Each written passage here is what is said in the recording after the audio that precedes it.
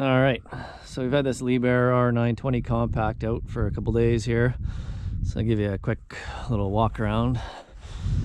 One of the more interesting things is where they've placed the engine. So in most machines it kind of runs side to side across the back, but in this one they have it running lengthwise along the side. It's a Liebherr engine, Liebherr pumps, so everything, you know, all your oil dipstick, oil fill, fuel filters, all that stuff's fairly wide open here. You can actually work on the engine without pulling the counterweight off. Your cooling package up here, which I believe this fan assembly swings up and out of the way. You just undo a bolt up there. You got your hydraulic fill up there. So that's a little different than a normal machine.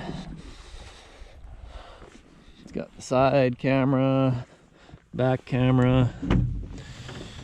Over here, you got your master switch shut off, fuel tank, toolbox there, which is nice because some of these compact machines don't have a toolbox. Fuel fill, def, your hydraulic. That's where the exhaust and everything sort of sits inside the counterweight. It might be tricky to work on in there.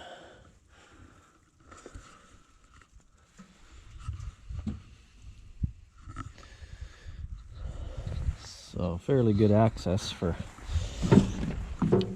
doing all your checks and refills and everything.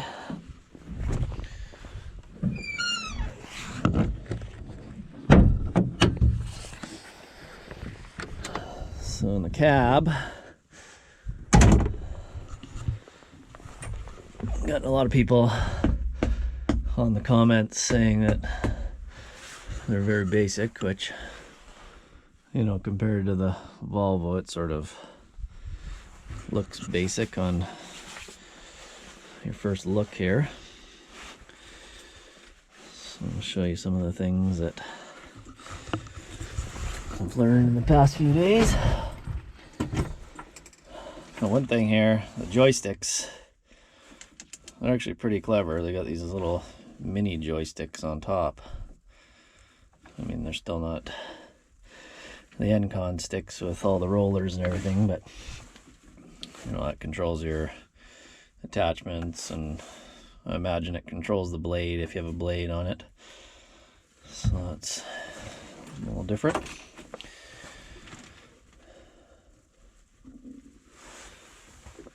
It goes through its own little self-start thing here.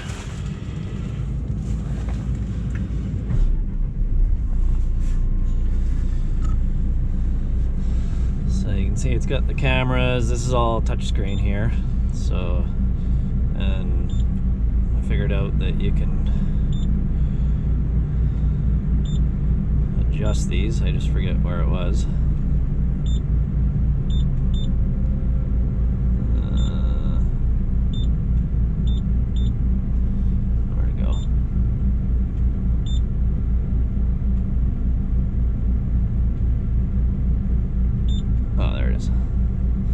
So you got all these adjustments in here, like your windshield wipers, if you want 3 seconds between wipes, 4 seconds, 5 seconds, 8 seconds, whatever you want.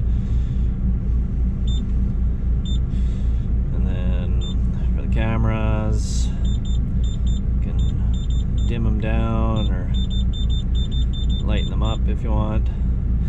I still feel like they have a bit of glare on them there. I'm not sure if you can fix that or not, but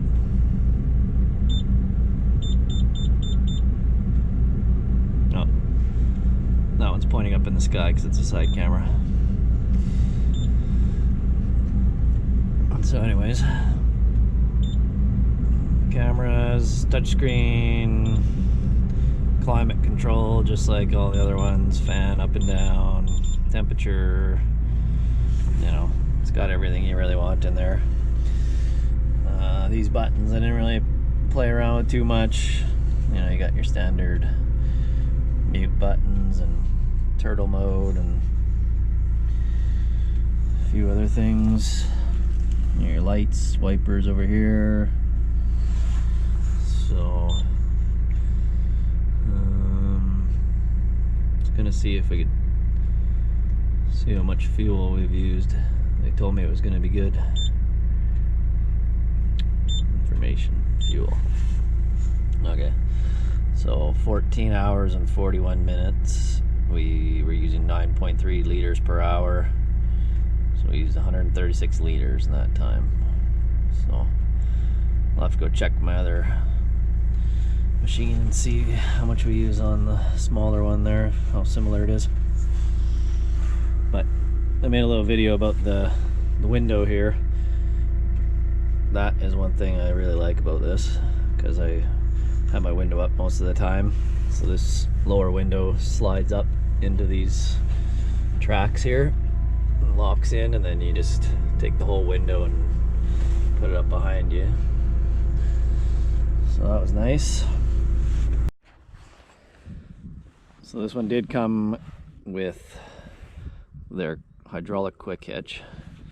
So these pins sort of slide back into their hitch, and then there's just a bar on the front. I'll show you on this bucket.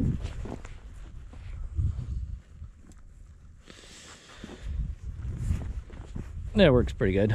Just same as any other hydraulic quick hitch, really. The tilt bucket's interesting. There's no visible cylinders anywhere. It's all built in there. So I haven't even really figured out how it all works yet, but whatever they're doing, it's clever. It doesn't have the luck of flicks or whatever the heck they call their hydraulic couplers, so still had to unplug the hoses. But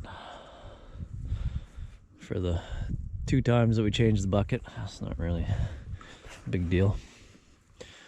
Everything's really tight on these things. You know, there's not really, the tolerances are really tight on all the, you know, linkages and everything. There is no slop in this thing, which it is a brand new machine, so I would hope there isn't, but it's nice to see the tight tolerances. And then these are starting to come into North America, but you don't really see them too much yet. The load hold valves, so if you blow a cylinder or line or something, the boom and arm won't come crashing down. So they've got those on all the, pretty sure they've got them on up there. There's one on top of that one. So I'm sure with all the safety things coming in that there'll be, all the machines will have them soon. This does have the auto lube as well. I think it comes standard on these things. It's right there. So I don't know much about that other than it's supposed to just automatically lube like it says. I don't know what the intervals are set at or anything, so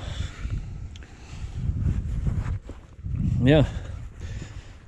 I mean, one of the first things you notice is how beefy the undercarriage is compared to, well, my machine and others in the similar size range here. The thing is planted. I'm gonna have to take these off. These are some nice tree catchers right there. Plus with the side view camera, you don't really need those, I don't think. Not for what I'm doing anyways.